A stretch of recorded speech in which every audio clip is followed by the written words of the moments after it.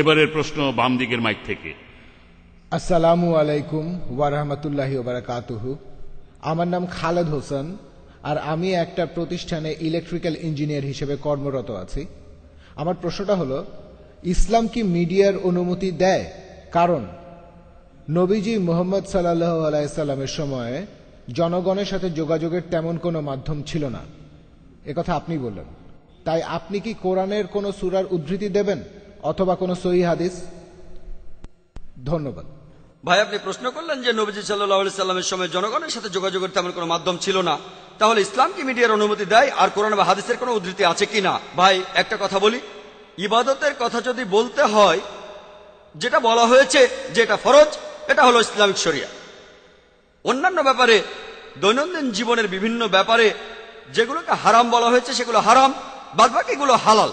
যেমন ধরুন, শুকরের মাংস খাওয়া হারাম, হারাম। মদ খাওয়া হারাম, এমন কথা বলা না হলে হালাল। আপনাকে একটা প্রশ্ন করি, কোরআন বা হাদিসে কি এমন কথা বলা আছে যে আম খাওয়া হালাল? তাহলে কি আপনি বলবেন যে আম খাওয়া হারাম?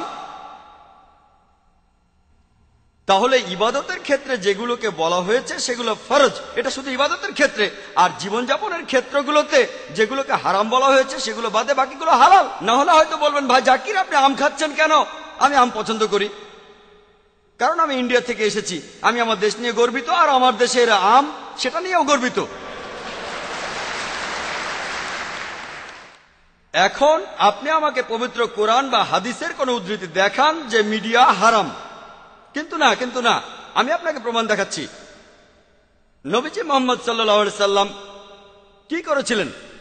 তিনি চিঠি লিখেছিলেন অমুসলিম রাজাদের উদ্দেশ্যে, যেমন আবিসিনিয়ার রাজাকে, ইয়েমেনের রাজাকে, পার্সিয়ায়।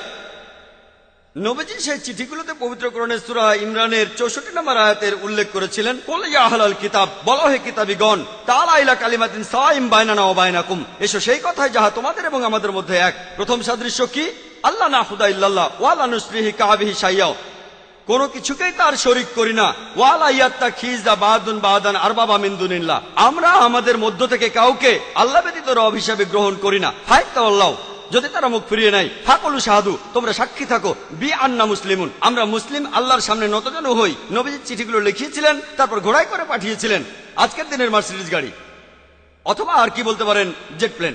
বিভিন্ন দেশে পাঠিয়েছিলেন, তাদেরকে ইসলাম গ্রহণ করতে বলেছেন। সেটাই ছিল সে সময়ের মিডিয়া।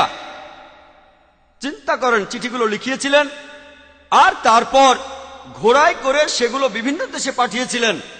নবীজি সাল্লাল্লাহু আলাইহি সাল্লাম তার সময়ের মিডিয়াকে পুরোপুরি ব্যবহার করেছিলেন।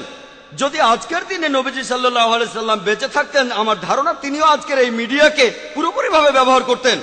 তবে সেটা ইসলামের শরিয়া মেনেই হতো, হারাম কোনো কিছু ব্যবহার করা হতো না। হারাম কিছু ব্যবহার করা যাবে না, হালাল উপায়ে হবে।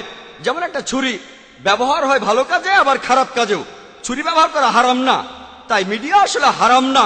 যদি বেশিরভাগ লোক ভাবে যে মিডিয়া হারাম, আমরা এখন এই মিডিয়াকে হালাল কাজে ব্যবহার করব, টেবিলটাকে উল্টে দেব। ইসলামিক শরিয়ার নিয়মগুলো মেনে হালাল উপায়ে ব্যবহার করব, তখন হয়তো আল্লাহ সুবহানাহু ওয়া তাআলার কাছে বলতে পারবো, আমরা আমাদের ক্ষুদ্র সামর্থ্যে যথাসাধ্য চেষ্টা করেছি ইসলাম প্রচার করার জন্য। কারণ আমাদের কাজ হলো ইসলাম প্রচার করা। আল্লাহ বলেছেন, ফাযাক্কির ইন্নামা আনতা মুযাক্কির, আমাদের কাজ ইসলাম প্রচার করা, আর মানুষকে হেদায়েত করা সেটা আল্লাহ সুবহানাহু ওয়া তাআলার হাতে। আশা করি উত্তরটা পেয়েছেন।